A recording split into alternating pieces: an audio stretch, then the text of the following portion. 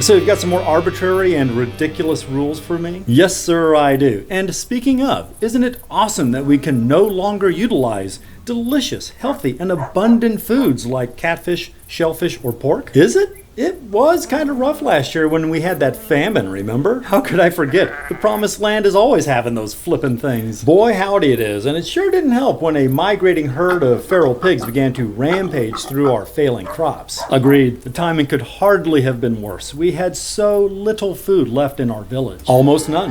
And really, killing dozens of those delicious and meaty creatures did very little to diminish the actual famine. Wasn't it great that we simply left hundreds of pounds of lean, nutritious protein to rot in the sun after we exterminated them? I guess. I only lost 3 of my children to starvation. How about you? 2. Aw, only 2? God is so good. Always. But now that the famine has passed, we want to crank out a few more rules for Leviticus, just to make sure that some of it will actually make sense. Oh, really? So as you know, Larry wrote the entire first draft of Leviticus under the influence of a powerful methamphetamine. It shows, yes. So me and the rest of the guys devised a plan to dilute the insanity. Oh, diluting the insanity is tight. Yes, it is. We've convinced Larry to put his magnum opus through a major rewrite. How on earth did you get him to do that? He was so proud of it. It was actually super easy, barely an inconvenience. Oh, really? Yep. Turns out Larry is a sucker for the ladies. Aren't we all, but how's that going to help? Well, he's a little bit more open to suggestion when there's some feminine persuasion. And meth. Yes, of course. And meth. So where'd you find a gal willing to romance a meth addict? One of my other collaborators, Reggie, is one of the priests.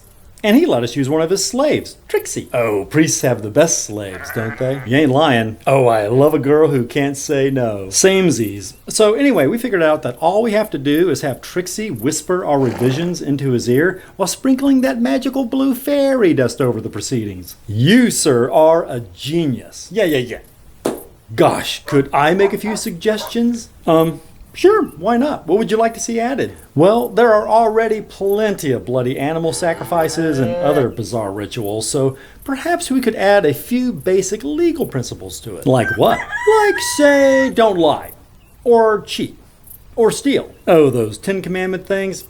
Sure, let's repeat a few of those yet again. How about don't hold grudges? Nice. Maybe some rules on being careful with things you've borrowed, paying off debts in a reasonable amount of time. Makes sense. While we're at it, a few ethical guidelines like don't have sex with children, uncles shouldn't be messing with their nieces, that kind of thing. Suit yourself. No sex with animals. You'd think that'd go without saying.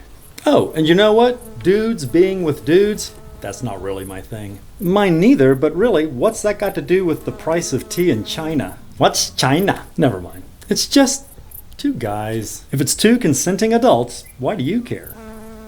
What is it? It's not that I care, though maybe I'm a little curious, but all the gay guys I know are stylish, sophisticated, and they dress so nice that my wives pay no attention to me. Well, if they've got you questioning your sexuality and they're hurting your self-esteem, outright ban. Right.